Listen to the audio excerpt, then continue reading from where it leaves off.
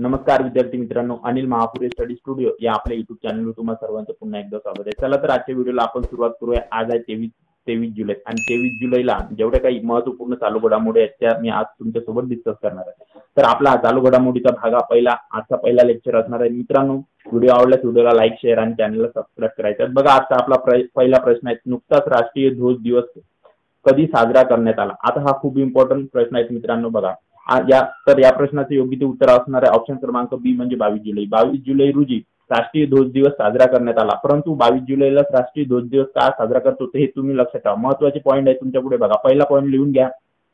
22 जुलै 1947 ला तिरंगा राष्ट्रीय ध्वज म्हणून प्रतीक म्हणून ते स्वीकारण्यात आलं होतं, म्हणून 22 जुलैला दरवर्षी राष्ट्रीय ध्वज दिवस हा साजरा करण्यात येतो। दुसरा पॉईंट तुम्ही लक्षात ठेवा की डिझाईन, जे भारतीय तिरंग्याची डिझाईन आहे ती पिंगली व्यंकय्या यांनी डिझाईन केली होती। तिसरा पॉईंट म्हणजे लांबी आणि रुंदी। बरेचसे एक्झाम मध्ये आपल्याला पोलीस भरती सारख्या एक्झाम मध्ये लांबी आणि रुंदी याचा रेशो विचारला जातो, तर हा रेशो सुद्धा तुम्ही लक्षात ठेवा। भारतीय जो तिरंगा आहे त्याची लांबी आणि रुंदी याचं प्रमाण हे 2:3 असतं।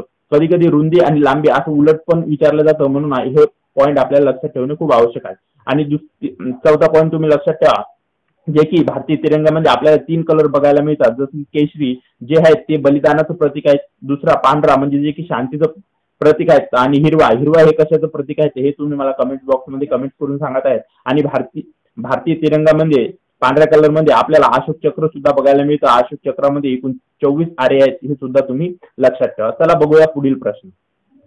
बघा मित्रांनो, आजचा आपला दुसरा प्रश्न असणार आहे, दरवर्षी लोकमान्य टिळक यांची जयंती कोणत्या दिवशी साजरी केली जाते? इतिहासामध्ये खूप इम्पॉर्टंट असणारं व्यक्तिमत्व म्हणजे लोकमान्य टिळक। मित्रांनो, लोकमान्य टिळकाविषयी तुम्ही इतिहासामध्ये शिकलाच असाल।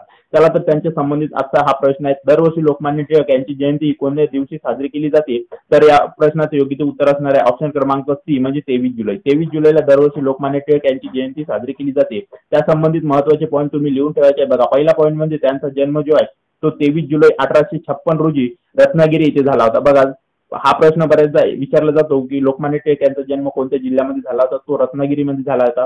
दुसरा पॉईंट लक्षात ठेवा, त्यांचा मृत्यू हा 1 ऑगस्ट 1920 रोजी म्हणजे वयाच्या अवघ्या 64व्या वर्षी मुंबई येथे झाला होता।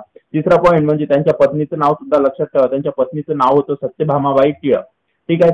आणि चौथा पॉईंट म्हणजे सार्वजनिक शिवजयंती। बघा, सार्वजनिक शिवजयंती आणि गणेश उत्सवाला सुद्धा त्यांनी सुरुवात केली होती, हा सुद्धा पॉईंट तुम्ही लक्षात ठेवा।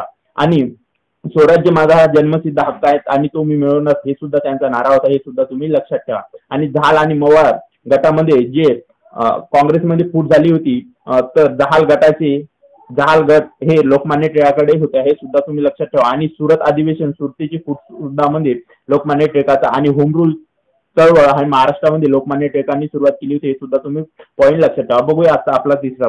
बघा मित्रांनो, आता आपला तिसरा प्रश्न आहे। बघा, अलीकडेच पसरलेल्या चंडीपुरा व्हायरस बाबत कोणत्या राज्याने अलर्ट जारी केला? आता बघा मित्रांनो, चंडीपुरा व्हायरस लक्षात ठेवा, चंडीपुरा व्हायरस संबंधी कोणत्या राज्याने अलर्ट जारी केला? तर या प्रश्नाचं योग्य उत्तर असणार आहे ऑप्शन क्रमांक बी म्हणजे गुजरात या राज्याने चंडीपुरा व्हायरस बाबत आपल्या राज्यामध्ये अलर्ट जारी केला आहे। या संबंधित तुम्ही काही महत्त्वाचे पूर्ण पॉईंट लक्षात ठेवा। बघा, हा जो व्हायरस आहे एन्सेफेलायसिस द्वारा उद्भवणारा हा विषाणूजन्य व्हायरस आहे, लक्षात ठेवा। हा प्रश्न विचारला जाऊ शकतो की चंडीपुरा व्हायरस हा कसा आहे? तर हा विषाणूजन्य आहे। आपल्याला विषाणूजन्य आणि कवकजन्य अशा खूप साऱ्या रोगांचे कोणत्या कवकामुळे होतात की विषाणूमुळे होतात हे लक्षात असणे खूप आवश्यक आहे। आता गुजरातचा विषय आला तर गुजरात संबंधी आपण काहीतरी माहिती लक्षात घेऊयात। बघा, आता गुजरात संबंधी बघा, पहिला पॉईंट तुम्ही लक्षात ठेवा, गुजरातची स्थापना 1 मे 1960 रोजी झाली होती। बघा, आणि महाराष्ट्राची स्थापना सुद्धा 1 मे 1960 ला झाली होती, म्हणजे 1 मे 1960 ला गुजरात आणि महाराष्ट्र हे दोन राज्याचं वेगळीकरण करण्यात आलं होतं। दुसरा पॉईंट लक्षात ठेवा, गुजरात संबंधी गुजरातचे जे सीएम आहेत ते आहेत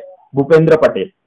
तिसरा पॉईंट लक्षात ठेवा, गुजरातचे जे राज्यपाल आहेत आचार्य देवव्रत आहेत, आणि गुजरातची राजधानी, चौथा पॉईंट म्हणजे गुजरातची राजधानी गांधीनगर आहे। मित्रांनो, भारतामध्ये एकूण 28 राज्य आहेत, 28 राज्याच्या राजधानी तुम्हाला दोन पाठ असल्या पाहिजेत। आपल्याला असे वन लाइनर मध्ये प्रश्न पोलीस भरतीला बऱ्याचदा विचारले जातात। मित्रांनो, व्हिडिओ आवडल्यास व्हिडिओला लाईक करायचं, चॅनलला शेअर करायचं आणि सबस्क्राईब करायचं आहे। आपल्या बघा, to get a daily video current affair GK and math आपल्या चॅनलवर current affair GK and math संबंधित व्हिडिओ येत असतात। ते जर व्हिडिओ तुम्हाला रोज पाहायचे असेल आणि डेली अपडेट हवी असेल तर अनिल महापुरे स्टडी स्टुडिओ या चॅनलला सबस्क्राईब करून ठेवायचं आहे, सोबतच बेल आयकॉनचं बटन सुद्धा प्रेस करायचं आहे, जेणेकरून असे नवीन व्हिडिओ आपल्या चॅनलवर अपलोड झाल्यास सर्वप्रथम नोटिफिकेशन तुम्हाला मिळणार आणि तुम्हाला कोणताही व्हिडिओ मिस होणार नाही. चला तर मित्रांनो, भेटूया नवीन व्हिडिओ सोबत. तोपर्यंत व्हिडिओ आवडल्यास व्हिडिओला लाईक करा, चॅनलला शेअर करा आणि सबस्क्राईब करा. आपल्या मित्रापर्यंत नक्की शेअर करा. भेटूया नवीन व्हिडिओ सोबत. थँक्यू.